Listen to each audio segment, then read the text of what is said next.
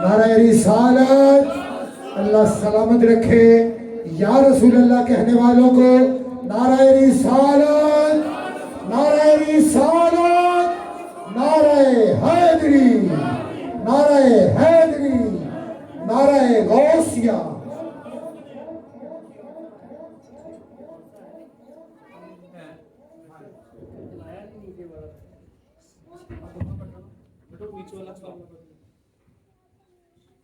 الحمدللہ والصلاة والسلام علی رسول اللہ، اما بعد، فاعوذ باللہ من الشیطان اللعین الرجیم، بسم اللہ الرحمن الرحیم۔ کل نفس ذائقۃ الموت، صدق اللہ العظیم۔ ان اللہ وملائکتہ یصلون علی النبی یا ایھا الذین آمنوا صلوا علیہ وسلموا تسلیما۔ درود و سلام پڑھ لیجیے۔ الصلاۃ والسلام علیک یا سیدی یا رسول اللہ وعلی آلک واصحابک یا جد الحسن والحسین۔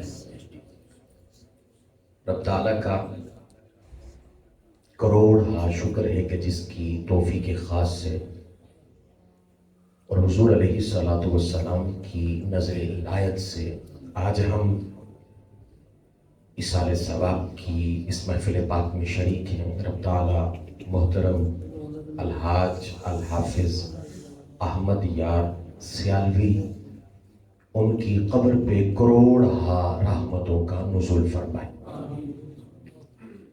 اور دیگر معزز و محتشم علماء کرام اور خاصتاً آج کی اس محفل پاک کی صدارت محترم الحاج محمد اسلام محمدی سیفی صاحب آپ فرما رہے ہیں۔ رب تعالیٰ ان علماء کا، ان شخصیات کا سایہ ہمارے سروں پہ تا دیر قائم و دائم فرمائے۔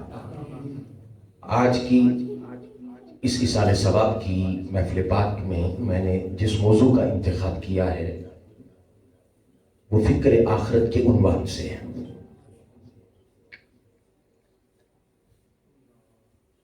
اللہ رب العزت قرآن مجید میں ارشاد فرماتا ہے کل نفس ذائقۃ الموت، ہر نفس نے موت کا ذائقہ چکھنا ہے۔ علماء تشریف رکھتے ہیں،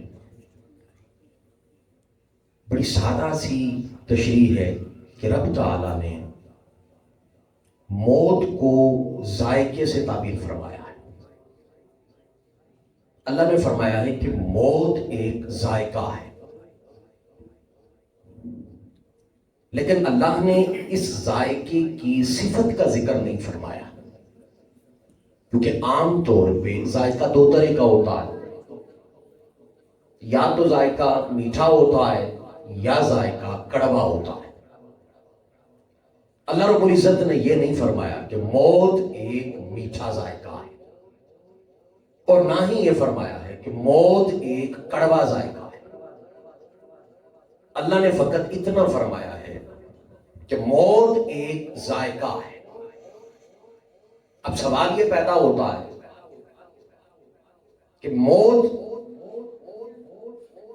جس کو اللہ نے ذائقہ کہا ہے اس کی صفت ہے کیا؟ اللہ نے تو اس کا تذکرہ نہیں فرمایا۔ تو بڑی سادہ سی بات ہے کہ رب تعالیٰ کہتا ہے کہ اگر میں کہہ دیتا تو پھر جو میں کہتا وہی ذائقہ ہوتا، کڑوا کہتا تو پھر کڑوا بن جاتا، میٹھا کہتا تو پھر میٹھا بن جاتا۔ میں نے صرف اتنا کہا ہے کہ موت ایک ذائقہ ہے۔ اب اس کے اندر جو تو نے رنگ بھرنا ہے نا، کڑواہٹ کا یا مٹھاس کا، وہ جس طرح زندگی گزارے گا اس طرح کا ذائقہ آ جائے گا، اس طرح کی صفت آ جائے گی۔ یہ جو عالم دین ہوتے ہیں، یہ جو حفاظ ہوتے ہیں، یہ ساری زندگی اللہ اور اللہ کے رسول کی دین کی خدمت کرتے ہیں، دین کے خادم ہوتے ہیں۔ یہ اپنی زندگیوں کی آپ کہہ سکتے ہیں کہ بہت ساری ایسی چیزیں جو ان کے قریب ہوتی ہیں لیکن دین کی خاطر انہیں قربان کر دیتے ہیں، اپنا سکون اس دین کے لیے قربان کر دیتے ہیں۔ ان کے لیے موت میٹھا ذائقہ ہے، کڑوا ذائقہ نہیں ہے۔ میرے آقا علیہ الصلوۃ والسلام نے فرمایا، یعنی زندگی، اصل زندگی کیا ہے؟ اصل زندگی یہ ہے کہ اللہ کے کاموں میں لگ جاؤ، دین کے کاموں میں لگ جاؤ، دین کے خادم ہو جاؤ۔ آج جن کے اثارے ثواب کے لیے یہاں پہ جمع ہے، انہوں نے اپنی زندگی اللہ اور اللہ کے رسول کے دین کے لیے صرف کر دی تھی، وقف کر دی تھی۔ یہی وجہ ہے کہ آج علماء اور بہت ساری مساجد کے اندر ان کے لیے دعائیں مغفرت ہوتی ہے، ان کے لیے سٹیجوں پہ بتایا جاتا ہے کہ ان کی دین کی خدمات کیا ہیں، ساری زندگی انہوں نے کیسی گزاری ہے۔ اگر موت کو میٹھا ذائقہ بنانا چاہتے ہو تو سادہ سی بات ہے کہ اللہ کے دین کے خادم بن جاؤ۔ اب میں ایک حدیث مبارکہ کہ موت میٹھا ذائقہ جن کے لیے بنتی ہے، وہ میٹھا ذائقہ ہے کیسا، امام احمد بن حنبل نے اپنی مسند میں نقل کیا۔ امام احمد بن حنبل فرماتے ہیں، وہ کہتے ہیں کہ آقا علیہ الصلوۃ والسلام نے ارشاد فرمایا، حضور علیہ الصلوۃ والسلام فرماتے ہیں، جن کے لیے موت میٹھا ذائقہ،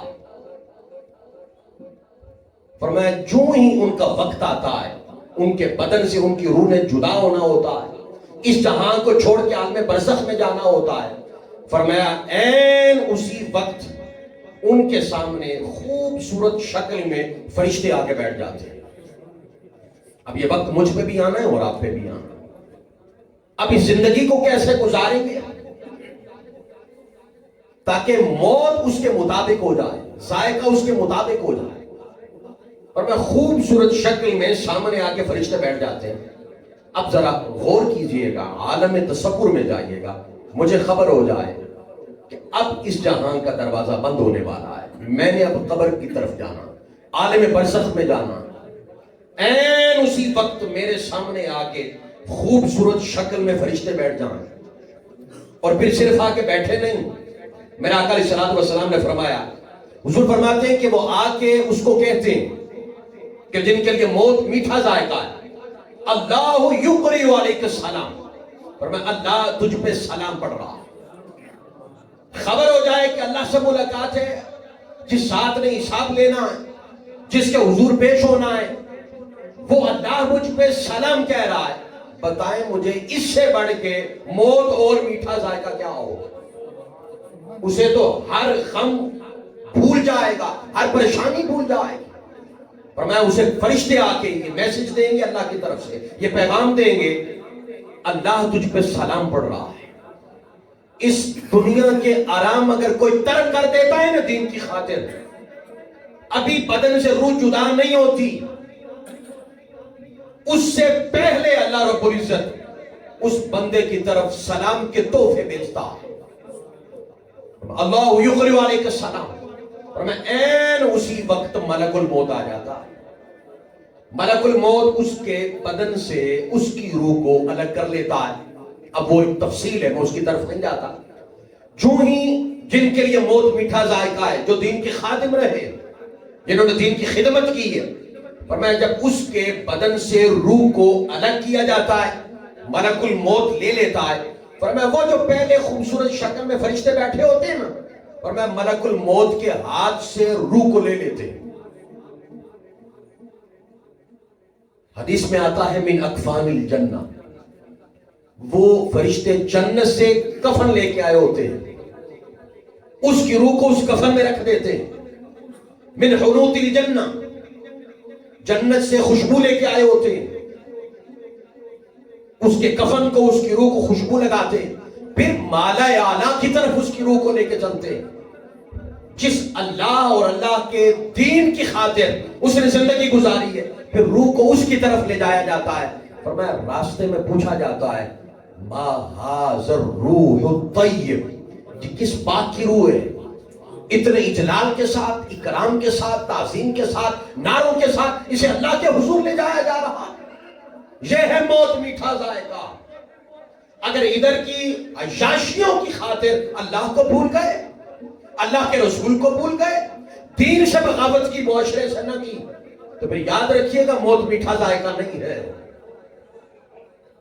لیکن جنہوں نے معاشرے سے بغاوت کر دی پر دین مصطفیٰ سے بغاوت نہیں کی ہے صلی اللہ علیہ وآلہ وسلم، آج یہی تو کچھ ہے نا کہ معاشرہ کیا کہے گا۔ کبھی یہ سوچا، کبھی یہ فکر آئی کہ اللہ کو کیا جواب دیں گے، اللہ کے رسول کو کیا جواب دیں گے؟ ہماری ترجیحات بدل گئی ہیں۔ اور اس سے بڑی بات، کہ بات ذہن نشین کر لیجئے گا، آج نوجوان طبقہ جو ہے خاص طور پہ انٹرنیشنل سطح پہ، بین الاقوامی سطح پہ ایک بہت بڑا ایک بیانیہ اور ایک سازش ہے۔ وہ کیا؟ جتنے بھی نوجوان مسلمان ہیں انہیں علماء سے دور کر دو، مولانا حضرات سے دور کر دو انہیں۔ آج دیکھیں یہی نوجوان چوکو چوراہوں میں بیٹھ کے مولویوں کو گالیاں دیتا ہے، یہ اس سازش کا شکار ہو چکا ہے۔ کیوں؟ جب عالم کو گالی دے گا، مولوی کو گالی دے گا، مولوی کی زندگی پہ تبصرے کرے گا، پھر ہوگا کیا؟ وہ مولوی سے نہیں دور ہوا، وہ دین مصطفیٰ سے دور ہو گیا، وہ دین سے دور ہو گیا۔ وہ یہ کہ یہ مشکل میں ڈالتے ہیں، یہ دین بیان کرتے ہیں، یہ مشکل میں ڈالتے ہیں۔ اور بھئی دین تو بڑا آسان ہے، بھئی ہے آسان، لیکن کم از کم دین پڑھو تو صحیح۔ اور پھر یہ بات عام ہے، نوجوان سوشل میڈیا پہ بہت بڑا فتنہ، بہت بڑا فتنہ، سوشل میڈیا پہ بیٹھ کے علماء کے خلاف باتیں، مولانا حضرات کے خلاف باتیں۔ کیوں؟ نوجوان جب ان کو گالی دے گا، ان سے دور ہوگا، تو ان پہ محنت کرنے کی ضرورت ہی نہیں ہے، یہ خود بخود دین سے دور ہو جائیں گے اور فتنوں کا شکار ہو جائیں گے۔ یاد رہے، یہ جتنے بھی دین کے خادم ہوتے ہیں، یہ دین کی خدمت اللہ کی رضا کے لیے کرتے ہیں، ان کا مطمع نظر اللہ کو راضی کرنا ہوتا ہے، دین مصطفیٰ کریم کی ترویج و اشاعت کرنا ہوتی ہے، کوئی ذاتی مقصد نہیں ہوتا۔ میں پھر اللہ جو یہ تکلیفیں برداشت کرتے ہیں نا، علماء، حفاظ، یہ طلباء بھی بیٹھے ہیں، سن لیں، آج یہ مدرسے کی زندگی اور سکول کی زندگی کے اندر بھی یہ جو ایک واضح فرق ہے۔ اب ہمارے جو دوست اور بچے حفظ کرتے، جب ان کو دیکھتے بڑے سوٹڈ بوٹڈ ہو کے سکول جا رہے ہیں، تو بڑا ایک ارتعاش آتا ہے اعصاب کے اندر، پٹھوں کے اندر، کہ کاش میں بھی اس کی طرح ادھر جاتا۔ اور بھئی آپ کا مقام و مرتبہ کیا ہے؟ علماء کے جنازے دیکھ لو، علماء کی صحبتیں دیکھ لو، علماء کے جنازے اٹھنا دیکھ لو، اس کی شان کیا ہوتی ہے۔ اور میرے آقا نے فرمایا، اس کی روح کو جب مالا اعلیٰ کی طرف لے جایا جاتا ہے، اس کی جو اجلال تعظیم جو فرشتے کرتے ہیں، فرمایا وہ پوچھا جاتا ہے، ما حاضر روح الطیب، کس بات کی روح ہے؟ جواب آتا ہے، آج فلان کا بیٹا فلان وہ دنیا سے چلا گیا۔ فرمایا پھر اسے مالا اعلیٰ میں لے جایا جاتا ہے، اور ایک روایت میں آتا ہے اللہ کے حضور لے جایا جاتا ہے، اور اللہ رب العزت فرماتا ہے فرشتوں سارے پردے ہٹا دو، سارے پردے ہٹا دو، یہ دنیا کے اندر مجھے بن دیکھے سجدے کرتا تھا، آج اپنے رب کو دیکھ کے سجدہ کرے۔ اس سے بڑھ کے موت اور میٹھا ذائقہ کیا ہوگی؟ اور سنیے گا، اللہ کے دیدار کے سامنے جنت کچھ نہیں ہے، اللہ کی ملاقات کے سامنے جنت کچھ نہیں ہے۔ فرمایا پھر اس کی روح کو قبر میں رکھا جاتا ہے۔ اب سنیے بخاری مسلم کی حدیث مبارکہ، آقا علیہ الصلوۃ والسلام نے فرمایا ان العبد اذا وضع في قبره وتولى عنه اصحابه انه يسمع قران علی۔ حضور فرماتے ہیں صلی اللہ علیہ وآلہ وسلم، فرمایا جب تم اسے قبر میں، یہ تو ہے نا کہ جب روح کا استقبال، فرمایا اس کے بعد آپ میت کو اٹھاتے ہیں اور اٹھا کے قبر میں رکھتے ہیں۔ حضور فرماتے ہیں ان العبد اذا وضع في قبره، جب قبر میں رکھا جاتا ہے، وتولى عنه اصحابه، دفنانے والے واپس پلٹتے ہیں، انه يسمع قران علی، میت جانے والوں کی قدموں کی آہٹ کو سنتی۔ اور ایک اور روایت میں آتا ہے، یہ روایت بخاری مسلم کی نہیں، پہلے لفظ بخاری مسلم کے، فرمایا ایک اور روایت میں آتا ہے ان للقبر لسانا، اللہ قبر کو زبان دے دیتا ہے۔ فرمایا جب قبر کو زبان دیتا ہے نا، تو قبر میت سے مخاطب ہوتی ہے اور مخاطب ہو کے کہتی ہے اے العبد المنفرد، اے مجھ میں تنہا آنے والے، ذرا اٹھ کے بیٹھ۔ میت اٹھ کے بیٹھتی ہے، کہا جاتا ہے اٹھ کے دیکھ، الاخلاء والاہلون، وہ تیرے دوست، وہ رشتہ دار، وہ تمہیں تنہا چھوڑ کے چلے گئے، اکیلا چھوڑ کے چلے گئے۔ اور ایک اور روایت میں آتا ہے پھر قبر اسی میت کو کہتی ہے کیا کوئی ایسا دن گزرا تھا، قبر کہتی جب میں نے تمہیں نہ پکارا ہو اور میں نے نہ کہا ہو انا بیت الظلم، میں اندھیرے کا گھر ہوں، روشنی کا انتظام کر کے آنا، انا بیت الطیب، میں تنگی کا گھر ہوں، کشادگی کا انتظام کر کے آنا، انا بیت الدودہ، میں کیڑے مکوڑوں کا گھر ہوں، صفائی کا انتظام کر کے آنا، انا بیت الفتنہ، میں فتنوں کا گھر ہوں، صفائی کا انتظام کر کے آنا۔ نوجوانوں، گھروں کی کشادگی کا انتظام کرنے والوں، گھروں میں روشنیوں کا انتظام کرنے والوں، قبر کی روشنی کا انتظام کس نے کرنا ہے؟ قبر کی کشادگی کا انتظام کس نے کرنا ہے؟ حدیث کا لفظ ہے میت کے سر کی جانب سے دو فرشتے داخل ہوتے ہیں، فرمایا الصلاۃ، اور جنہوں نے سوال جواب کرنے ہیں الصلاۃ، فرمایا نماز میت کے سر کے جانب کھڑی ہو جاتی ہے، اور پتہ فرشتوں سے نماز کیا کہتی ہے؟ لیس منکی بلی مدخل، ہماری طرف سے آنے کا راستہ نہیں ہے، کسی اور طرف سے آؤ۔ وہ نماز ان فرشتوں کو روک لیتی ہے۔ آج ہمیں نماز کی پرواہ نہیں ہے، اور یاد رہے نماز کیا ہے؟ لا مقام ہے۔ اللہ نے تاجدار کائنات امام الانبیاء علیہ السلام کو یہ تحفہ عطا فرمایا۔ کوئی بھی نعمت جو اللہ نے آقا علیہ السلام کو عطا فرمائی ہے نا، میرے کریم آقا نے اس نعمت میں اپنی امت کو بھی ساتھ شریک فرمایا۔ لا مقام ہے، وہ قربتیں، وہ لذتیں نصیب ہوئی نا دیدار کی، کلام کی، تو پھر وہ لذتیں، اور جب جو اللہ نے نعمت میرے آقا کو ایک دفعہ عطا فرمائی ہے وہ واپس نہیں لی۔ یہ نہیں ہے کہ نعمت دی کچھ وقت کے لیے اور واپس لے لیا، ایسا نہیں ہوا۔ فرمایا ابھی لا مقام ہے یہ لذتیں، یہ قربتیں، اس کا بدل میں تمہیں نماز عطا کر رہا ہوں، اور اگر آپ کے امتی بھی یہ لذت لینا چاہتے ہیں تو وہ بھی نماز میں آ جائے، نماز ادا کریں۔ یہی نماز جو لا مقام ہے، اللہ نے تاجدار کائنات امام الانبیاء آقا علیہ السلام کو عطا فرمائی۔ اب اگر کوئی مقام لا مقام کی لذتیں لینا چاہتا ہے تو وہ نماز کی پابندی کرے۔ اور قبر میں بھی فرمایا صلاۃ، نماز سر کے جانب کھڑی ہو جائے گی، فرشتوں کو کہے گی لیس من قبل مدخل، ہماری طرف سے آنے کا راستہ نہیں، کسی اور جانب سے آؤ۔ فرمایا الصوم، پھر وہ دائیں جانب سے جب فرشتے داخل ہوں گے نا، روزہ کھڑا ہو جائے گا، اور جہاں سارے چھوڑا ہے وہاں اعمال نے نہیں چھوڑا۔ ہماری ساری زندگی مال اکٹھا کرنے میں کرنا بھی چاہیے، حلال طریق سے کرو، حکم ہے، لیکن یہ نہیں کہ مال اکٹھا کرنے میں تم اللہ اور اللہ کے رسول کو بھول جاؤ۔ ہماری ساری توجہ کس کے لیے؟ اس کے لیے کہ جس نے قبر میں کام نہیں آنا، لیکن جس نے قبر میں کام آنا ہے اس کے لیے کوئی کوشش نہیں ہے۔ فرمایا روزہ روک لے گا، پھر اب بائیں جانب سے فرشتے داخل ہوں گے، الزکاۃ والصدقات، زکات اور صدقات کھڑے ہو جائیں گے، لیس من قبل مدخل، ہماری طرف سے آنے کا راستہ نہیں ہے، کسی اور جانب سے آؤ۔ اب صرف پاؤں کی جانب رہ جائے گی، میت کے پاؤں کی طرف سے جب فرشتے داخل ہوں گے نا، فرمایا الاحسان والمعروفات، لوگوں کے ساتھ کی ہوئی نیکیاں، وہ پاؤں کی جانب کھڑی ہو جائیں۔ اور ایک بات میں علماء کی موجودگی میں کہنا چاہتا ہوں، ایک تو نماز کا مقصد کیا ہے کہ وہ قربتیں اور لذتیں، اس کا فیض ہمیں بھی نصیب ہو، وہ لذتیں ہمیں بھی میسر ہوں قرب الہی کی، ایک تو یہ مقصد ہے۔ اور دوسرا نماز کا کیا مقصد ہے؟ وہ یہ کہ دن میں 5 مرتبہ اللہ اپنے حضور بندے کو بلاتا ہے، کیوں؟ میں اسے یاد رہوں۔ اب یہ مسجد سے نکلے گا تو اس کے سامنے میں مستحضر رہوں، ہر کام میں اسے اللہ یاد رہے۔ اور یہ کوئی بات نہیں ہے، علماء کی موجودگی میں یہ بات کر رہا ہوں اور بڑے وضوح کے ساتھ کر رہا ہوں۔ ہمارے ہاں یہ جو بات ہے نا کہ نماز پڑھنے سے گناہ معاف ہوتے ہیں، یہ حدیث ہے، روزہ رکھنے سے گناہ معاف ہوتے ہیں، بالکل حدیث ہے.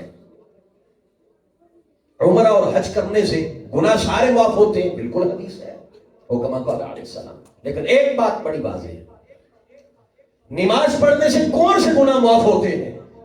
سوال یہ بھئی جو حقوق اللہ میں خطائیں ہیں وہ معاف ہوتی ہیں، حقوق العباد سے نہیں ہوتی. بس نماز پڑھ کے آپ کہیں کسی کا حق کھایا ہے تو وہ معاف ہو جائے گا، وہ معاف نہیں ہوگا. ہمارے ہاں ایک تصور ہے نماز کی پابندی بھئی ٹھیک ہے، لیکن اس کی عملی شکل وہ مسجد کے باہر ہے. اگر وہاں پہ ہمیں فجر یاد ہے تو پھر یہ وہ نماز ہے جو ہم نے قائم کی ہے، ورنہ ہم پڑھ کے نکل آئے. قائم کا یہ مقصد ہے. یہ جو لوگوں کے ساتھ کی ہوئی نیکیاں ہیں نا، یہ پاؤں کی جانب کھڑی ہوتی ہیں. اور میں اکثر یہ بات کہا کرتا ہوں، اگر ہم لوگوں کے ساتھ صحیح نہیں ہے نا، معاملات ہمارے صحیح نہیں ہیں، حقوق العباد کے اندر ہم کاربند نہیں ہیں، تو پھر نماز عبادت نہیں، عادت ہے. بس وہ عادتاً پڑھ رہا. عبادت تب بنے گی جب مقصد صلاۃ آنکھوں کے سامنے ہوگا. اب کہا کہ وہ جو فرشتے ہیں وہ پاؤں کی جانب سے داخل ہوں گے، لوگوں کے ساتھ کی ہوئی نیکیاں کھڑی ہو جائیں گی. اب چاروں اطراف سے تو اعمال نے گھیر لیا.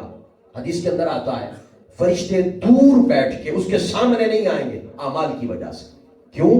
وہ جو اس نے دیکھ کے ڈرنا اور گھبرانا تھا، اس سے اعمال نے اسے محفوظ کر دیا. اب دور بیٹھ کے فرشتے پتہ کیا کہیں گے؟ اجلس، بخاری کا لفظ ہے اٹھ کے بیٹھ. میت اٹھ کے بیٹھے گی، کہا جائے گا، اور جو ہی اٹھ کے بیٹھے گی نا وَمَثُلَتْ لَهُ الشَّمْسُ وَقَرُبَتْ لِلْغُرُوبِ، میت کو عصر کے بعد کا اور مغرب کے قریب کا وقت نظر آئے گا، جیسے بندے کی نماز عصر قضا ہو رہی ہوتی ہے. تو میں جو ہی میت اٹھ کے دیکھے گی نا، تو حدیث کے لفظ میت کہے گی دعونی حتی اصلی، مجھے چھوڑو میں نماز عصر ادا کر لوں، میری نماز عصر قضا ہو رہی. اس وقت کہا جائے گا یہ دار العمل نہیں، یہ دار الجزا ہے. دار العمل کا دروازہ بند ہو گیا. جہاں جزا دی جانی ہے، وہاں کیا کرتا رہا اس کی جزا دی جانی ہے. یہاں سوالوں کا جواب ہے. اس وقت میت کہے گی پوچھو کیا پوچھنا ہے. پہلا سوال ہوگا من ربک، تیرا رب کون ہے؟ تو حدیث کے اندر آتا ہے وہ جتنے اعمال تھے نا وہ اسے کہیں گے کہنا تیرا رب اللہ ہے، تیرا رب اللہ ہے. اور پھر دوسرا سوال ہوگا ماں دینوں کا، تیرا دین کیا ہے، کون سا دین ہے تیرا؟ جواب آیا دین یعنی اسلام، میں مسلمان ہوں، میرا مذہب اسلام ہے. اب بڑی غور طلب بات ہے. پوچھا گیا تیرا رب کون ہے؟ جواب آیا اللہ. جان نہیں چھوٹی، حالانکہ اللہ کا عارف ہے، اللہ کو جاننے والا ہے، لیکن نہیں جان چھوٹ رہی. پھر پوچھا جائے گا دین کون سا ہے، مذہب کون سا ہے؟ جواب آیا اسلام. مسلمان ہو تو مسلمان کون ہوتا ہے؟ جو اللہ کو بھی مانے اور تاجدار کائنات امام الانبیاء آقا علیہ الصلوۃ والسلام کو بھی رسول و نبی مانے اور آخری نبی مانے، تب بھی بندہ مسلمان ہوتا ہے نا. اب اس نے کہا جی میں مسلمان ہوں، اب بھی جان نہیں چھوٹی. نوجوانوں بڑی توجہ سے کے بعد سننا. سوال یہ کہ وہ بندہ کہہ رہا ہے میں اللہ کو بھی مانتا ہوں، اللہ کے رسول کو بھی مانتا ہوں، یعنی مسلمان ہوں. لیکن کہا جا رہا ہے نہیں، ایک اور سوال ہے اور وہ فیصلہ کن سوال ہے، اسی پہ تیری نجات ہے. پہلے دونوں سوالات کے جواب درست ہیں لیکن باوجود اس کے نجات نہیں مل رہی.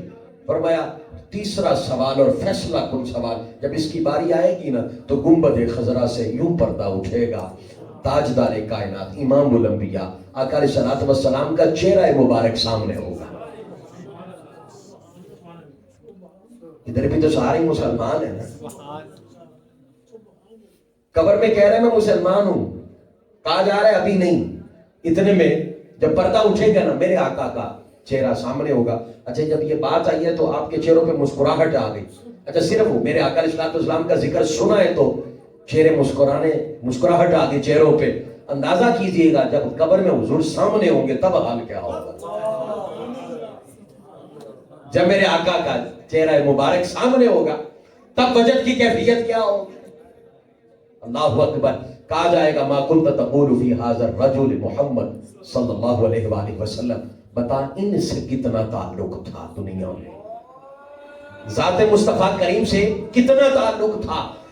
اب بڑی توجہ طلب بات ہے، یہ نہیں پوچھا جا رہا کہ تو نبی مانتا تھا کہ نہیں, رسول مانتا تھا کہ نہیں, وہ تو دوسرے سوال میں وہ بات ختم ہو گئی. تیسرا سوال اس کا مفہوم یہ ہے, بتا ساری عمر صرف نبی مانا ہے یا مصطفیٰ کی ساری شانیں بھی مانی ہیں؟ عظمت مصطفیٰ بھی مانتا رہا, مقام مصطفیٰ کو بھی مانا ہے, یا ساری عمر صرف نبی مانتا رہا ہے؟ آج یہی تو حال ہے ہمارا کہ کل دین حضور کی ادائیں ہیں, اداؤں کی پابندی بڑی کرتے ہیں, پر جس کی ادا ہے اس سے وفائی کوئی نہیں. نماز حضور کی ادا ہے نا, اللہ نے تو پڑھ کے نہیں دکھائی, میرا آقا علیہ الصلوۃ والسلام کی ادا ہے. بڑی غور طلب بات ہے کہ ادا لے لیں اور جس کی ادا ہے اس سے عشق کوئی نہ ہو, اس سے محبت ہی کوئی نہ ہو. اور میں یہ اکثر یہ بات عرض کیا کرتا ہوں کہ جب قبر میں میرا آقا علیہ الصلوۃ والسلام کا چہرہ مبارک سامنے ہوگا نا, تو انشاءاللہ ہم یہی بات وہاں عرض کریں گے, حضور کل بھی ممبروں پہ یہی کہتے تھے, سب سے اولا ہو اعلیٰ. کل ممبروں پہ یہی کہتے تھے کہ محمد سے وفا تو نے تو ہم تیرے ہیں, یہ جہاں چیز ہے کیا لوہ و قلم تیرے. حضور کل بھی جان دے سی تو حضور آج بھی جان دے. فرمایا کہا جائے گا جنت کے سارے دروازے کھولو, میرے مصطفیٰ کا غلام آ رہا ہے. فیفتح لہ, اور ایک روایت میں آتا ہے کہ سب سے پہلے اس کے لیے پہچان ہو گئی, آقا علیہ الصلوۃ والسلام کو پہچان لیا, اب اس پہ فیصلہ ہو گیا. پہلے دو سوالوں پہ نہیں, حضور کی معرفت پہ, آقا کی پہچان پہ, یہاں پہ فیصلہ ہوگا وہ جنتی ہے یا دوزخی ہے. اچھا پہچان لیا ہے, روایت کے لفظ ہے کہ پہلے فیفتح لہ ابواب النار, جنت سے پہلے جس نے پہچان لیا ہے اس کے سامنے بھی جہنم کے دروازے کھولے جائیں گے. بھئی اس نے تو پہچان لیا ہے, اب اس کے سامنے جہنم کے دروازے کیوں کھولے جا رہے ہیں؟ حدیث کے لفظ ہیں, اسے کہا جائے گا ذرا جہنم کی طرف دیکھ, آج اگر انہیں نہ پہچانتا تو تیرا ٹھکانہ یہ تھا, اگر اس سے بچا ہے تو ان کی وجہ سے بچا ہے, معرفت مصطفیٰ کریم کی وجہ سے بچا, ورنہ دیکھ تیرا حشر کیا ہوتا. اور فیفتح لہ ابواب الجنہ, پھر جنت کے دروازے کھول دیے جائیں گے. اب میت کو خبر ہو جائے گی کہ میں امتحان میں کامیاب ہو گئی. حدیث کے لفظ ہیں, میت کہے گی ان فرشتوں سے دعونی حتی اذهب فابشر اہلی, مجھے چھوڑو میں اپنے گھر نہ بتاؤں کہ میں امتحان میں کامیاب ہو گئی, میں نے حضور کو پہچان لیا, میرے آقا علیہ الصلوۃ والسلام کو پہچان لیا. امام الانبیاء کے غلاموں, دو چیزیں اپنی زندگی میں لے آؤ. ایک تو یہ کہ نماز کی پابندی کرو, یہ مومنوں کی معراج نماز ہے, ایک تو اس کی پابندی کرو. دوسرا یہ لمبی چوڑی تسبیح نہیں, کم از کم 24 گھنٹے میں 10 بار ذات مصطفیٰ کریم پہ درود و سلام پڑھو. کتنی مرتبہ؟ کم از کم, یہ کم از کم کتنا وقت لگے گا؟ 10 بار. ثواب کو چھوڑو, میرا آقا نے فرمایا جو مجھ پہ جہاں بیٹھ کے درود و سلام پڑھتا ہے اس کا نام, اس کے باپ کا نام, ایک روایت میں آتا ہے اس کے علاقے کا نام لکھ کے میری بارگاہ میں پیش کیا جاتا ہے. اچھا جب آپ کا نام ہر روز حضور کی بارگاہ میں جائے گا تو حضور تکتے تو ہوں گے نا, تو جس کے نام پہ ہر روز نگاہ مصطفیٰ پڑتی رہے, حاضری لگواؤ اس بارگاہ میں, فتنوں سے بچ جاؤ گے. درود و سلام کی پابندی کرو, نماز کی پابندی کرو. اور میں بارے دیگر دعا کرتا ہوں رب تعالی محترم حاج الحافظ احمد یار سیالوی صاحب رحمت اللہ تعالی علیہ, مالک انہیں جنت میں میرے حضور کا ساتھ عطا فرمائے. وما علینا الا البلاغ.